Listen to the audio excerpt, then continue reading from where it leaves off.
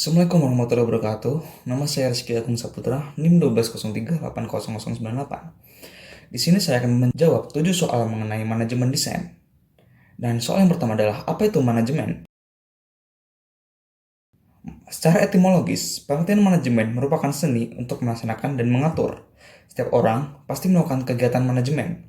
Kata manajemen berasal dari bahasa Inggris, yaitu management, yang memiliki arti mengatur, merencanakan, mengelola, mengusahakan, dan memimpin. Menurut Kamus Besar Bahasa Indonesia, manajemen adalah penggunaan sumber daya secara efektif untuk mencapai sasaran. Dalam praktiknya, manajemen memiliki sumber, subjek, dan objek. Subjek merupakan orang yang mengatur, sedangkan objek adalah yang diatur. Adapun yang mengatur, merumuskan, dan melaksanakan tindakan disebut manajer. Menurut George R. Terry, dikenal sebagai Bapak Ilmu Manajemen, dalam bukunya yang berjudul Principle of Management Terry menyebutkan pengertian manajemen adalah sebuah proses yang terdiri dari perencanaan, pengorganisian, penggerakan, dan pengawasan untuk mencapai tujuan yang telah ditetapkan sebelumnya. Dan soal yang kedua adalah jelaskan konsentrasi manajemen. Jurusan manajemen bisnis sendiri terbagi lagi menjadi 7 bidang konsentrasi. Pemilihan bidang-bidang konsentrasi manajemen bisnis ini semata-mata untuk memaksimalkan fungsi manajemen. Nah, sebelum kuliah jurusan manajemen, ayo kita mengenal 7 bidang atau komponen manajemen bisnis ini. Tapi dalam soal ini kita akan menunjukkan 5 bidang saja. Yang pertama, manajemen sumber daya manusia. Dikenal sebagai manajemen personalia. Bidang manajemen ini berkaitan dengan pengelolaan sumber daya manusia suatu perusahaan. Bidang ini tentu merupakan topik penting yang dipelajari di jurusan manajemen bisnis, perekrutan, pengembangan, dan peningkatan mutu, hingga sistem gaji karyawan berada dalam ranah manajemen sumber daya manusia ini. Yang kedua, manajemen produksi. Manajemen produksi ini menjadi salah satu konsentrasi yang dipelajari oleh mahasiswa di kuliah jurusan manajemen. Ilmu manajemen ini mengajari kita tentang perencanaan desain, penyediaan bahan baku, jumlah, pengendalian, hingga pengawasan produksi. Yang ketiga, manajemen pemasaran. Belajar manajemen penasaran di jurusan manajemen bisnis berarti kita belajar tentang riset pasar, strategi pasar, promosi produk, analisis pasar, hingga analisis kompetitor. Di bidang manajemen ini kita belajar tentang bagaimana mengenalkan produk ke masyarakat hingga pendapatan perusahaan yang meningkat. Yang keempat, manajemen informasi. Informasi yang memadai merupakan salah satu faktor penting dalam setiap pengambilan keputusan perusahaan. Itulah sebabnya manajemen informasi dibutuhkan. Jika sobat memiliki interpersonality skill yang baik dalam berkomunikasi, menguasai bahasa asing, dan akrab dengan teknologi digital, bidang manajemen ini patut dipertimbangkan untuk dipilih. Yang kelima, manajemen strategis. Ilmu yang dipelajari saat kuliah jurusan manajemen ini adalah tentang penyusunan, penerapan, hingga evaluasi berbagai kegiatan perusahaan. Jurusan manajemen bisnis, perencanaan program hingga alokasi sumber daya manusianya merupakan salah satu bidang ilmu yang cukup penting. Dan soal nomor 3 adalah, mengapa dalam industri kreatif memerlukan manajemen? Kreativitas adalah hal yang penting yang menjadi penyeimbang dalam sebuah organisasi ataupun bisnis secara berkesinambungan dan akan diterima di masyarakat karena pembaruan kreasi dan inovasi selalu dilakukan demi kepuasan konsumen. Dari berbagai penjelasan di atas, maka dapat ditarik kesimpulan bahwa tujuan kreativitas yaitu menciptakan ide atau hal yang baru, menerapkan solusi hasil dan pemikiran kreatif terhadap salah satu peluang untuk meningkatkan atau memperbaiki sesuatu. Ketiga, menghasilkan sudut pandang baru oleh seorang terhadap suatu masalah. Yang keempat, meningkatkan kualitas. Kelima, menciptakan pasar baru. Dan keenam, memperluas jangkauan produk. Dan soal nomor 4 adalah, unsur-unsur apa saja yang menjadi pendorong keberhasilan dalam pembangunan manajemen perusahaan yang baik? Yang pertama adalah sumber daya manusia. Unsur manajemen yang paling vital adalah sumber daya manusia. Manusia yang membuat perencanaan dan mereka pula yang melakukan proses untuk mencapai tujuan tersebut. Tanpa adanya sumber daya manusia, maka tidak ada proses kerja, sebab pada prinsip dasarnya mereka adalah makhluk yang bekerja. Yang kedua, money, uang. Perusahaan dalam menjalankan sebuah aktivitas sehari-harinya tidak akan bisa terlepas dari biaya yang diukur dengan nama satuan sejumlah uang. Dengan ketersediaan uang ataupun dana yang memadai, maka manajemen perusahaan akan lebih leluasa dalam melakukan sebelah efisiensi untuk mencapai tujuan akhir perseorangan, yaitu melakukan laba yang maksimal. Ketiga, material atau bahan baku.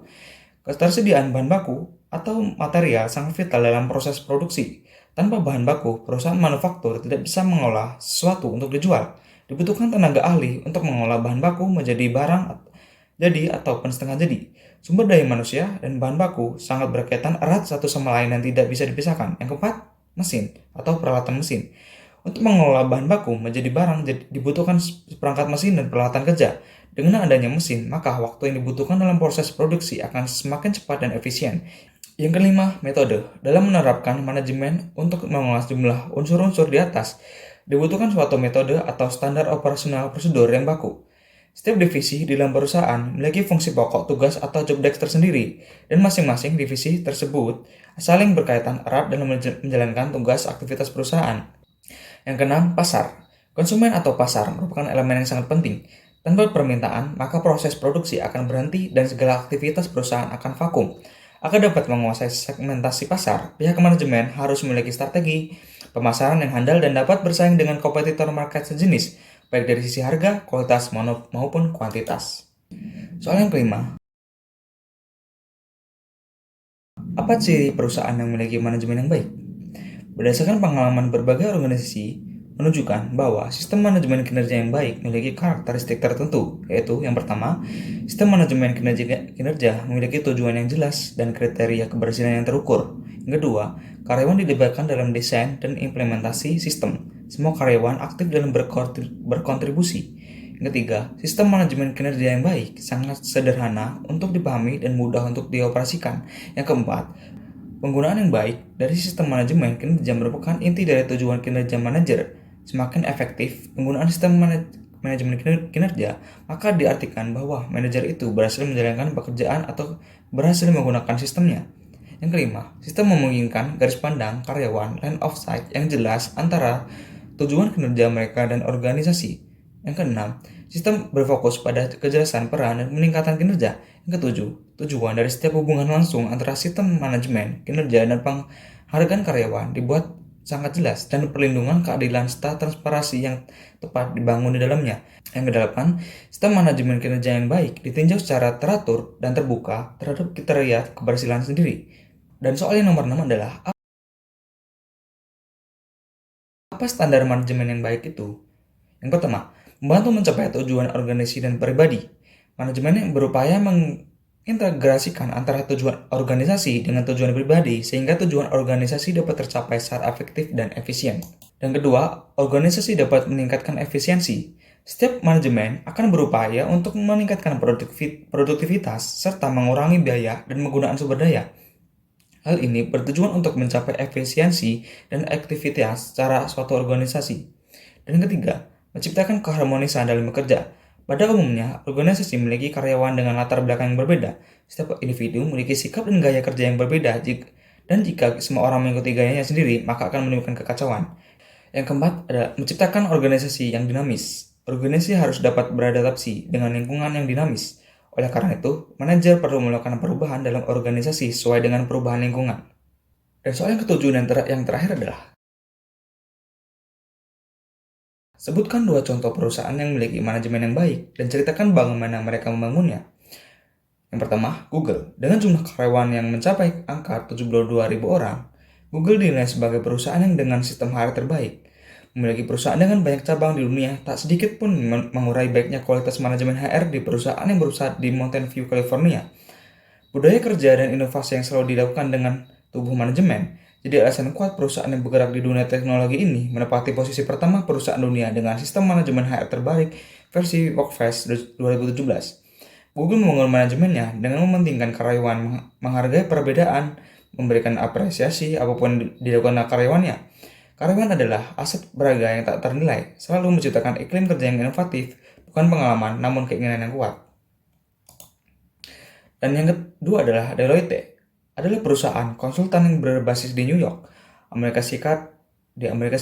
Perusahaan dengan karyawan hingga 244.000 orang ini diklaim memiliki manajemen terbaik. Salah satu faktornya karena di perusahaan tersebut karyawan diberikan benefit yang cukup unik serta menarik, yakni seperti program cuti karyawan 1 bulan yang dapat diambil untuk alasan apapun. Program cuti tak berbayar ini bisa dipakai oleh karyawan kapan saja. Lalu yang kedua adalah program cuti dengan durasi 3 hingga 6 bulan yang dapat diambil oleh karyawan. Program ini boleh diambil jika alasan adalah untuk mengikuti pelatihan dan demi menambah pengalaman profesional karyawan. Dan selama periode tersebut, karyawan akan mendapat bayaran 40% dari gaji normal yang biasa diterima per bulan. Sekian itu saja 7 soal manajemen desain yang bisa saya jelaskan, dan wassalamualaikum warahmatullahi wabarakatuh. Terima kasih.